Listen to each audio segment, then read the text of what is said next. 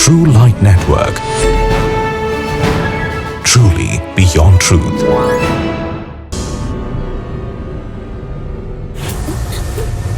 பசிக்குது சோறு போடுனா சமைக்கலன்னு சொல்ற அவளுக்கு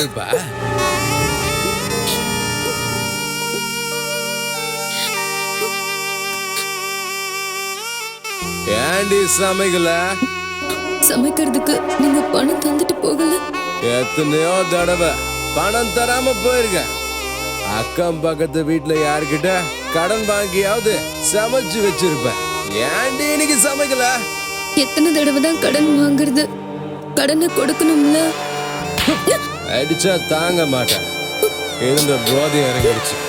தினமும் ஒரு கோட்டர் அடிச்சுட்டு ஹோட்டலே சாப்பிட்டுக்க. நீ பட்னியா கிடந்தாலும் சரி, சட்னியா போனாலும் சரி, எனக்கு ஒன்றும் கவலை இல்லை.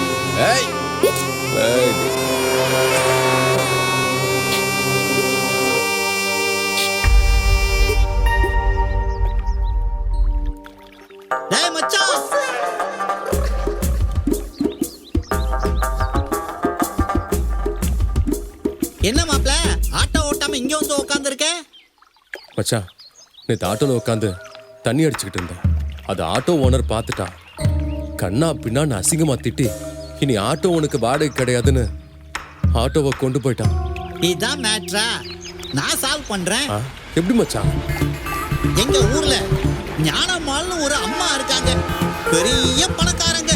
புருஷன் இல்ல, ஒரே பையன் வெளிநாட்டுல வேலை பார்க்கறான். ஒரு நாளைக்கு 4 பேருக்காவது உதவி செய்யலனா அந்த ஞானம்மாவுக்கு தூக்கம் வராது. ஆச்சரியமா இருக்கு மச்சான். அதேதான் எனக்கும்.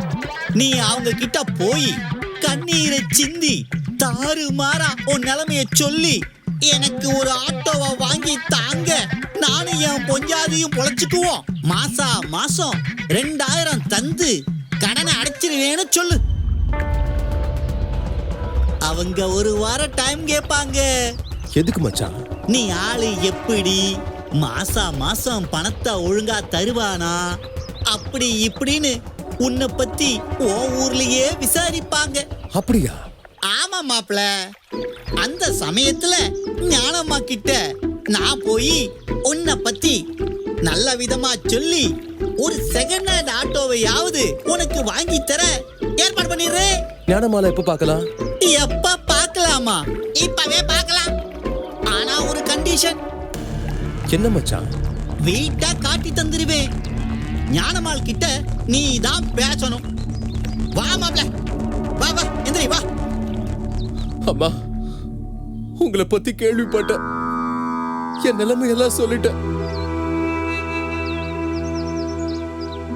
நீங்க தான் உதவி செய்யணும். தம்பி அழாதப்பா, ஒரு வாரம் போகட்டும்.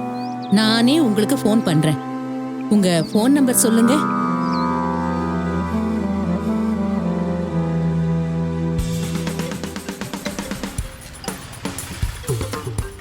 சார், ஒரு ஃபோன் வருது, பேசிட்டு வந்துடுறேன். ஒரு ஃபோன் வருது, பேசிட்டு வந்துடுறேன். சீக்கிரம் வாங்க தம்பி, அர்ஜென்ட்டா போகணும். சரி சார். ஹலோ தம்பி செல்வம், உன்னோட நிலைமைய பார்த்துதான் செகண்ட் ஹேண்ட்ல 50,000 ரூபாய்க்கு ஆட்டோ வாங்கி கொடுத்தேன். மாசம் 2,000 ரூபாய் தந்து 25 மாசத்துல கடனை அடைச்சிடுறேன்னு சொன்னேன். 3 மாசம் ஆச்சு, பணமே வரலையேப்பா. என்னப்பா இப்படி பண்ணிட்ட? அம்மா, உங்ககிட்ட சொல்லிருக்கணும். சொல்லாம போனது என் தப்புதாம்மா. அம்மா, ஒரு விஷயம். என்னப்பா விஷயம்? அம்மா, திடீர்னு வயிற்று வலி வந்து கவர்மெண்ட் ஆஸ்பத்திரியில அட்மிட் ஆன. சின்னதா ஆபரேஷன் நடந்துச்சுமா. இப்ப பரவாயில்லம்மா. இன்னும் 2 மாசம் டைம் கொடுங்க. ஆட்டோ ஓட்டி 5 மாச பணத்தையும் சேர்த்து கொடுத்துடுறேம்மா. சரி, நீ ஆஸ்பத்திரியில இருக்கேன்னு எனக்கு ஒரு ஃபோன் பண்ணியிருந்தேன்னா நான் வந்து பார்த்திருப்பேன்ல. ஃபோன் பண்ணிருக்கணும். மன்னிச்சிருங்கம்மா. அது சரி, என்ன உன் பேச்சு உளறலா இருக்கு? அதுமா, ஹாஸ்பிட்டல்ல இருக்கும்போதும் இப்படிதான். போக போக சரியாயிடுமா. சரி, நான் போனை வச்சிடுறேன். சரிம்மா.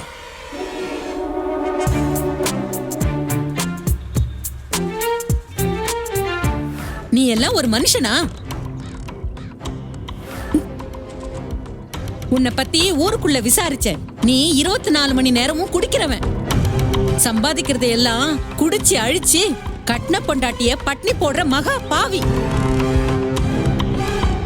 வயித்து வலி, ஹாஸ்பிட்டல்ல ஆபரேஷன் என்ன முட்டாள நினைச்சு எவ்வளவு கேவலமா போய் சொல்லிருக்க. இனி உனக்கு ஆட்டோ கிடையாது. வேற டிரைவரை வச்சு ஆட்டோவை என் வீட்டுக்கு கொண்டு போயிடுறேன். சாவிய கொடு.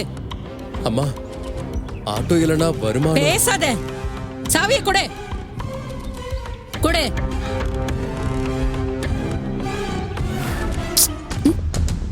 உனக்கு ஆட்டோ வாங்கி தந்ததுக்கு 5 மாசமா 10,000 ரூபாய் பணம் வரல. பணத்தை இப்பவே கொடு, இல்ல நான் போலீஸ் ஸ்டேஷன்ல சொல்லிடுவேன். அம்மா, இன்னும் 1 மாசத்துல தந்துடுறேம்மா. மறுபடியும் பொய் சொல்ற நீ. இப்போ நீ குடிச்சுதான் இருக்க. பணம் எனக்கு வர்றதுக்கு ஒரு வழி இருக்கு. என்ன வழி? உன் பொஞ்சாதி 5 மாசம் என் வீட்டுல தங்கி வீட்டு வேலைகளை செய்யணும். மாசம் 2,000 ரூபாய் சம்பளம் போட்டு 10,000 கழிச்சிடுறேன். என்ன சொல்ற?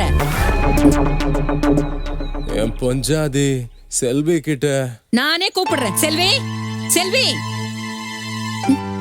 வாமா இங்க. வணக்கம்மா. வணக்கம். நாங்க பேசுனதையெல்லாம் கேட்டுட்டு தானே இருந்திருப்ப. எங்க வீட்டுக்கு வரியாமா?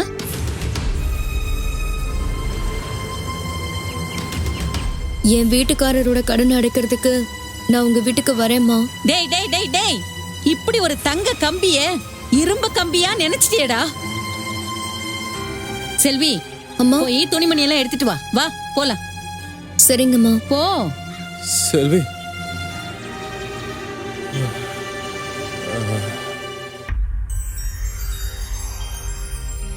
செல்வி, அம்மா. உன்னை இங்க கூட்டிட்டு வந்தது வீட்டு வேலைங்க செய்யறதுக்கு இல்லம்மா. அப்புறம் உன் புருஷன் குடிப்பழக்கத்திலிருந்து விடுபடத்தாம்மா. அம்மா, புரியலம்மா. என் வீட்ல ஜெபக்குழுன்னு ஒண்ணு நடத்துறேன். வார வாரம் செவ்வாய்க்கிழமை தோறும் 6-7 பேரு ஜெபிக்க இங்க வருவாங்க. உலகத்துக்காக, இந்தியாவுக்காக, நம்ம தமிழ்நாட்டுக்காக, குறிப்பா தமிழ்நாட்டுல இருக்கிற டாஸ்மாக் கடைங்கெல்லாம் ஒழியணும்னு ஜெபிப்போம். நீயும் குடிப்பழக்கத்திலிருந்து என் புருஷன் விடுதலையாகணும், எந்த கெட்ட பழக்க வழக்கங்களும் அவருக்கு இல்லாம போகணும்னு மனசார கர்த்தராகிய இயேசு கிறிஸ்துவ விசுவாசிச்சு அவரை நோக்கி உறுதியா ஜெபிக்கணும். உன்னோட உறுதியான ஜெபந்தான் உன் புருஷனை குடிப்பழக்கத்திலிருந்து நிச்சயமா விடுதலையாக்கும், மனுஷனாக்கும், மனைவிய நேசிக்கிறவனாக்கும். செல்வி, இது மதமாற்றம் இல்ல, உன் புருஷனோட மனமாற்றத்துக்காக. புரியுதுமா. உங்க அன்பும் தெரியுதுமா.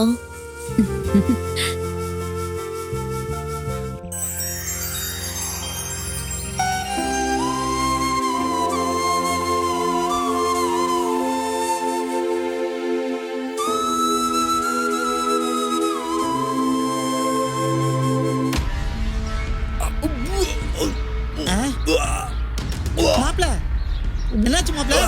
மாப்ள, ஏன் இப்படி வாந்தி எடுக்கிற? மச்சான், இப்ப கொஞ்ச நாளா குடிச்ச உடனே வாந்தி வந்துருது. மாப்ள, குடிச்ச உடனே வாந்தி வருதுன்னா அது பித்தம். அது நம்மளோட குத்தம். கசாயம் போட்டு குடிச்சா சரியாயிடும் மச்சான். இல்ல மச்சான், இப்ப குடிய நினைச்சாலே அருவருப்பா இருக்கு. பீடி சிகரெட்டை தொட்டாலே அப்படிதான் இருக்கு. என் மனசுக்குள்ள குடிக்காத மகனேன்னு யாரோ பேசுற மாதிரியே இருக்கு. அந்த பேச்சுல அவ்வளவு அன்பு.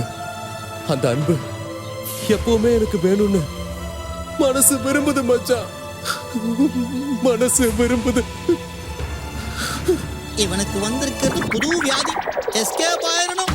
மச்சான், மச்சான், என்ன மச்சான், நான் இனிமே குடிக்க மாட்டேன். பீடி சிகரெட்டை தொடவே மாட்டேன்.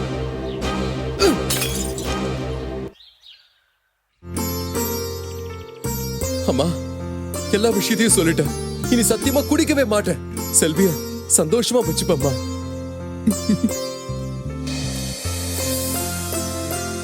தம்பி, கர்த்தராகிய இயேசு கிறிஸ்து குடியிலிருந்து உனக்கு விடுதலை கொடுத்துட்டாரு. காரணம், இயேசு கிறிஸ்து கிட்ட செல்வி ஜெபிச்ச விசுவாசமுள்ள ஜெபந்தான் காரணம். அம்மா, ஆமா தம்பி, எல்லா விஷயங்களையும் செல்வி உனக்கு சொல்லுவா. செல்வி, வரேம்மா.